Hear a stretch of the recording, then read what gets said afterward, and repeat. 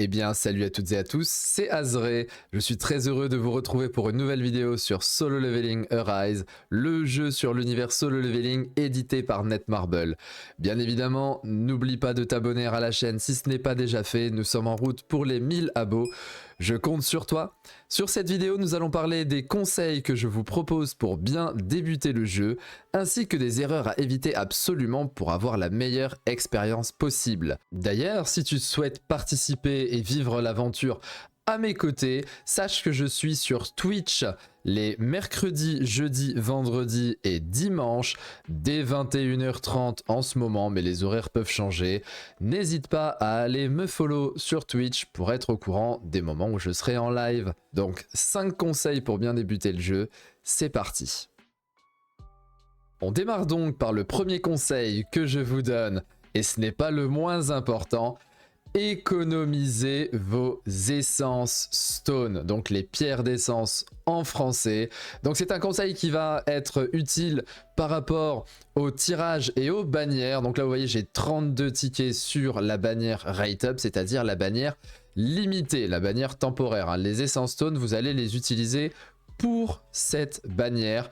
Ne les utilisez surtout pas pour la bannière sélection draw qui elle est la bannière permanente. Le jeu est très riche en tickets avec le mode histoire.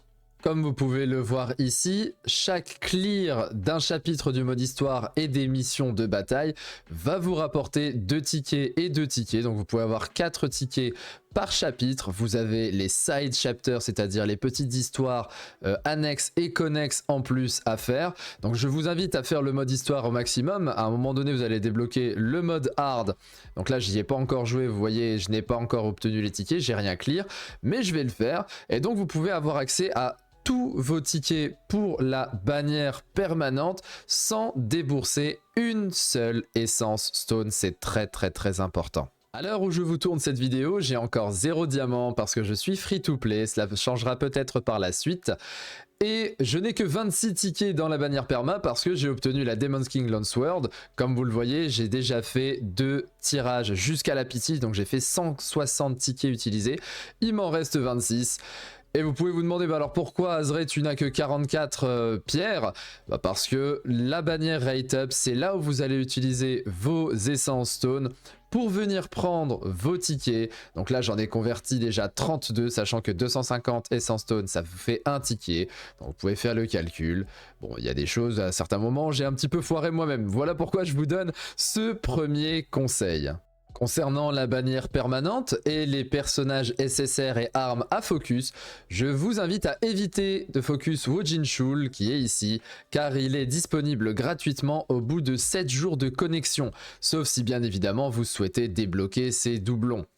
Je conseille de prioriser les persos dont le rate up popular est noté. Donc là vous voyez popular rate up écrit en haut à droite. Vous en faites votre sélection liste. Alors je n'ai pas Emma Laurent parce que j'ai déjà le perso dans ma team. Vous l'avez vu au début de la vidéo. Le deuxième conseil que je vous propose est de bien clear vos points d'exclamation rouge comme vous pouvez voir. Là je viens de me connecter, j'en ai quelques-uns ici. Donc là j'en ai un pour le Hunter Pass, les missions quotidiennes. N'hésitez pas à aller check absolument tous vos rewards quand vous vous connectez et surtout à la fin quand vous avez terminé vos missions. Faites vos journaux et aussi allez faire un tour à l'Activity Found. Donc là on y va.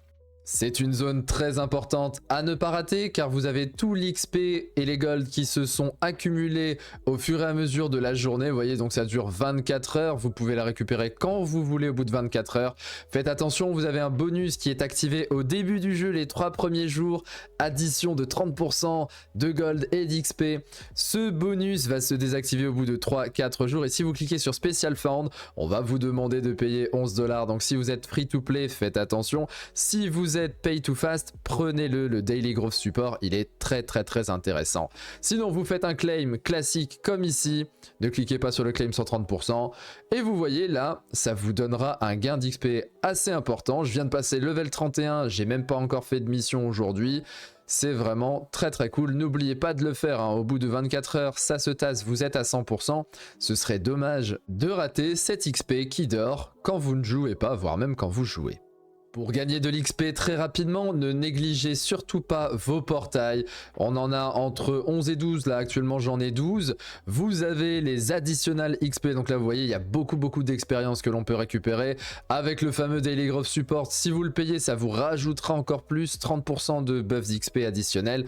Vous faites vos 11 à 12 portails quotidiens et vous allez voir, même en jouant 2 à 3 heures de temps en temps, vous allez avoir votre XP qui va monter d'une bien belle manière. Ne ratez pas ces portails, c'est très important.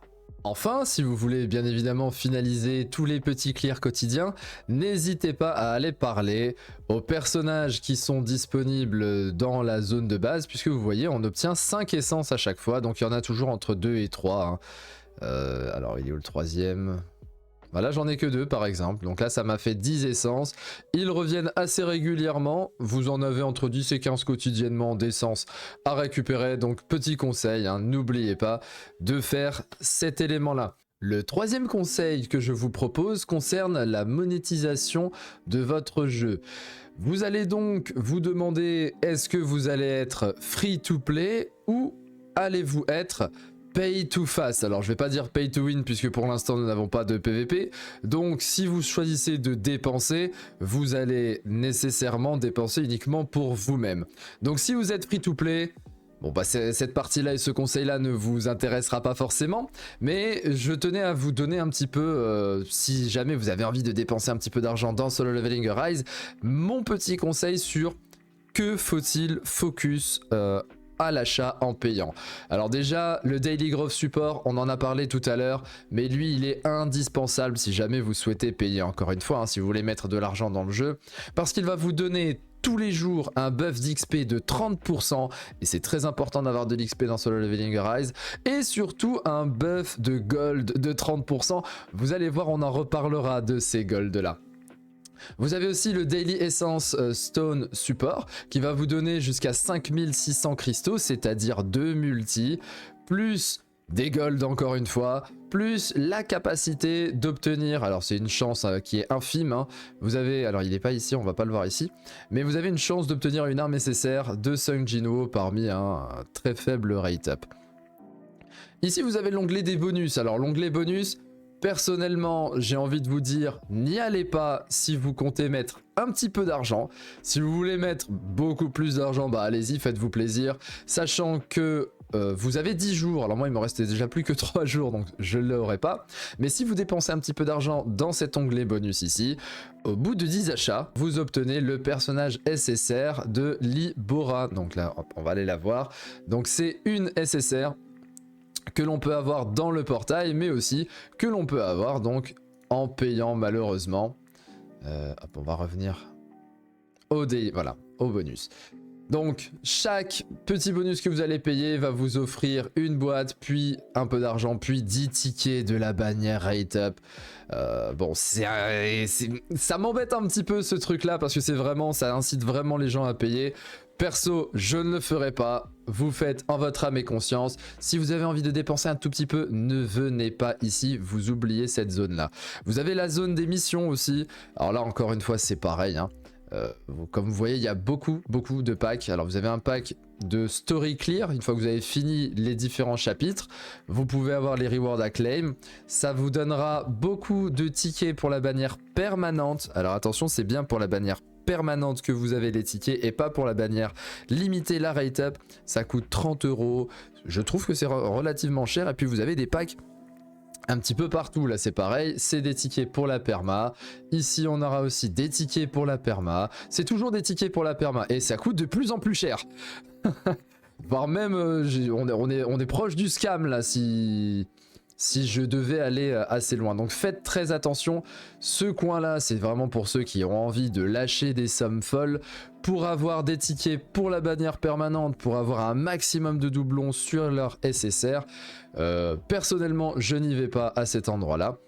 Et il nous reste l'onglet Special, vous avez le Special Supply, des Hunter Starter Pack, des Gold et surtout des Gold, hein, parce que les Gold ça va être très important. Vous avez aussi le relais pack qui est ici. Bon, ça coûte encore une fois son petit prix. Vous pouvez recevoir jusqu'à 160 tickets de la bannière perma. Donc un premier pack à 10 €. Une fois que vous avez acheté le premier pack, vous avez un deuxième pack et là vous avez beaucoup de diamants par contre. Puis le troisième pack et ça coûte je suppose de plus en plus cher. Comme vous pouvez voir, je ne l'ai pas encore payé. Il vous dit 800% et un seul par contre. Et à la fin vous avez celui-ci hein, avec 500 diamants. Bon, vous pouvez le prendre, vous pouvez ne pas le prendre, c'est comme vous le souhaitez. Encore une fois, vous avez aussi un pack avec les achievements. Quand vous prenez 10 levels sur votre personnage principal qui est Sung Jinwoo, ça vous coûte un certain nombre de diamants. Ça, j'ai envie de vous dire, c'est pour les whales, c'est pour ceux qui ont vraiment envie de dépenser de l'argent. Si vous avez juste envie de mettre un tout petit peu, le monthly bundle, daily growth support, daily licence, ça vous coûte un total de 20 $ pour un bon petit mois. À mon avis, on est bien quand on fait ce truc là. C'était mon conseil sur ce plan là et on va aller revoir. Je vous parlais du buff de gold parce que les gold, c'est maintenant, c'est mon 4e conseil. C'est le nerf de la guerre dans Solo Leveling Arise. Économisez vos gold. C'est très important parce qu'ils disparaissent très vite. Vous voyez, j'étais à 100 000 hier soir avant de faire 2-3 petites augmentations d'artefacts. Il me reste plus que 30 000 gold. Ça part extrêmement vite. Et ici, si je devais vous donner un conseil, ne faites pas ce que je viens de faire sur Sung Jinwoo, c'est-à-dire des artefacts level 25 communs, c'est-à-dire enfin plutôt rares, stuff bleu. Je les ai boostés level 10 pour mes missions. Qu'est-ce qui se passe lorsque je veux changer un artefact lorsqu'il est boosté en level 10? Bah, vous allez voir, je veux le déséquiper, je vais en équiper un autre. On me demande des gold, c'est complètement fou. Moi je trouve ça dingue d'avoir fait ce truc là. Ça ne fonctionne pas si vous avez des artefacts en plus 5. Donc là, c'est ce que j'ai fait avec ma petite Emma Laurent. Mes artefacts sont mis en plus 5 tant que je n'ai pas des artefacts de level 50.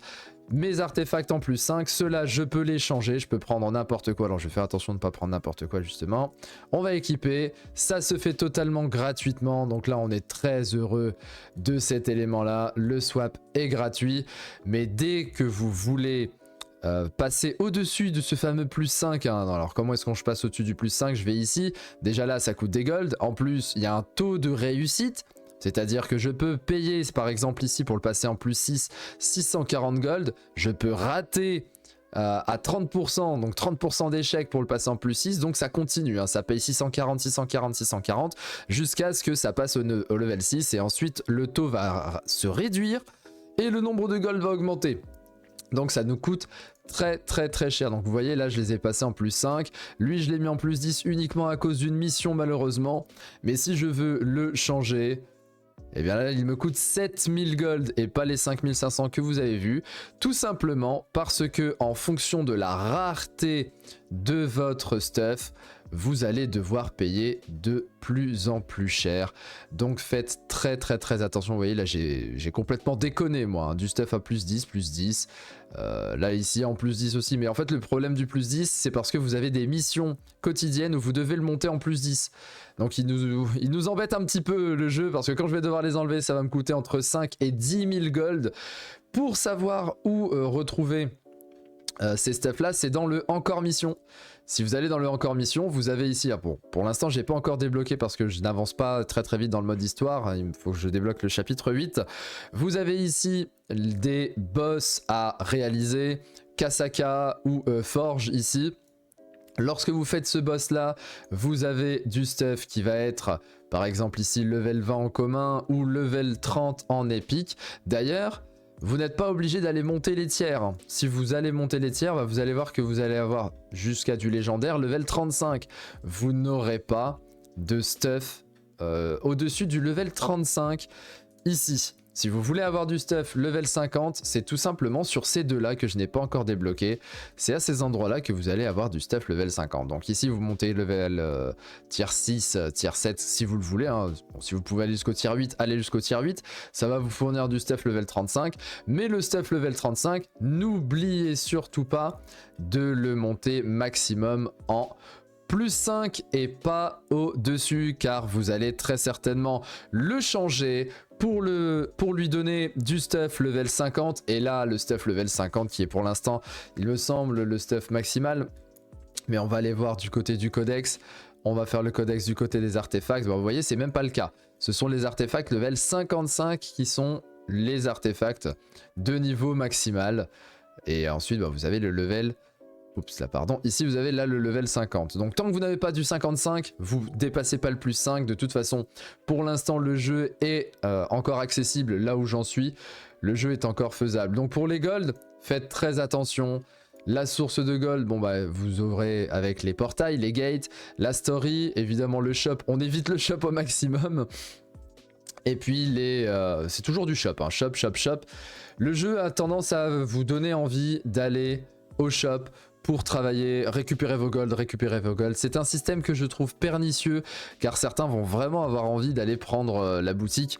Bon, encore une fois, c'est comme vous le souhaitez. Si vous êtes fort et que vous restez free to play ou alors un petit dauphin en ayant payé un tout petit peu, le plus 30% de gold va vous faire énormément de bien. Et on termine cette vidéo avec le 5e et dernier conseil que je vous propose pour bien démarrer sur Solo Leveling Arise.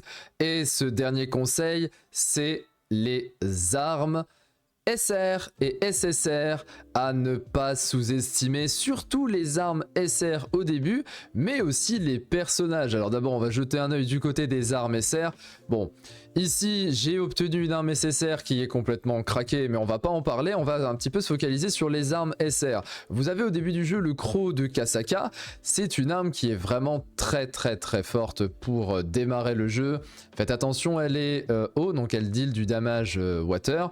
Ça veut dire que lorsque vous avez un donjon ou une quête où vous prenez moins 50% de dégâts, vous faites moins 50% de dégâts en haut, ne prenez pas forcément le croc. Vous allez arriver à un moment donné dans le jeu où, alors si je reprends avec Sung, vous allez le voir là maintenant. Donc on va avoir un moment donné dans le jeu où vous allez pouvoir débloquer les deux onglets pour utiliser votre double arme. Les skills des armes SR sont très intéressants, comme vous pouvez le voir à l'image, hein, ça vous permet de claquer des AOE, et même sur leurs skills normaux, voilà, bon, ça peut défoncer des mobs qui sont un petit peu plus légers par rapport à votre niveau. Donc ici, sur la petite vidéo que je vous ai tournée, j'ai deux armes SR qui sont des armes feu, parce que le boss est sensible au feu, alors qu'il est par exemple immunisé à 50% aux dégâts de vent. Et vous pouvez monter aussi vos hunters de rang SR. N'attendez pas d'aller chercher un SSR pour jouer, cela va impacter votre reroll. Parfois certains vont devoir reroll 6, 7, 8 heures et ils seront dégoûtés parce qu'ils n'auront pas eu de personnage SSR ou d'armes SSR. Jouez tranquillement, faites votre story mode. Je vous invite quand même à de temps en temps faire les tirages que vous aurez obtenus avec les tickets ici. Faites vos tirages, vous allez dropper tous les 10 tirages un personnage SR ou une arme SR, et puis voilà, votre personnage ou votre arme va vous permettre de monter. Si jamais vous avez un Kim Chul, il est over pété lui. Alors là, lui, vous le jouez, je le joue encore énormément, parce qu'il a un skill qui vous permet de mettre un shield à Sung Jinwoo. Pour revenir à vos armes, je vous invite à booster vos armes SR au level 20. N'allez pas plus loin forcément que le level 20 parce que pour venir craquer ça, vous allez avoir besoin d'avoir ces petites boîtes là. Donc les Fire Melding Cube pour les armes feu ou des Lightning Melding Cube, etc. Enfin des Holy. Attendez un petit peu, à part le croc de Kasaka parce que bon... on joue RP donc on joue avec le croc, mais en dehors de ça, restez avec vos armes level 20, elles sont relativement fortes pour l'instant, et dès que vous aurez votre première arme SSR, et ben là on va essayer de limit break au maximum, surtout le plus vite possible, hein. Les armes SSR en limit break, là je vous donne un exemple entre ma Demon King's Longsword et le croc de Kasaka. Mon croc de Kasaka a 638 d'attaque et ma Longsword en a 1061 pour le même niveau. Donc voilà, ça vous donne un petit peu la différence entre SSR et SR, mais ça ne vous posera pas de problème. Vous pouvez jouer quand même avec une arme SR, une double arme SR. Le jeu se fait quand même relativement facilement. Et le petit tips bonus avant de se quitter, c'est de prendre, lorsque vous faites votre team, prenez des personnages tanky car ce sont les seuls personnages qui ont la capacité de break shield les adversaires et notamment les boss. Voilà, donc je vous laisse avec ce petit morceau de gameplay où j'utilise Emma Laurent, où j'utilise Kim Chul et où j'utilise Kang Tae-Chik. Je vous souhaite une excellente fin de journée, de soirée, début de journée, enfin bref, le moment où vous regardez cette vidéo. N'oubliez pas encore une fois de vous abonner à la chaîne et d'aller faire un tour aussi sur ma chaîne Twitch car on joue très régulièrement à Solo Leveling Arise. C'était Azré, prenez soin de vous, portez-vous bien, ciao ciao ciao.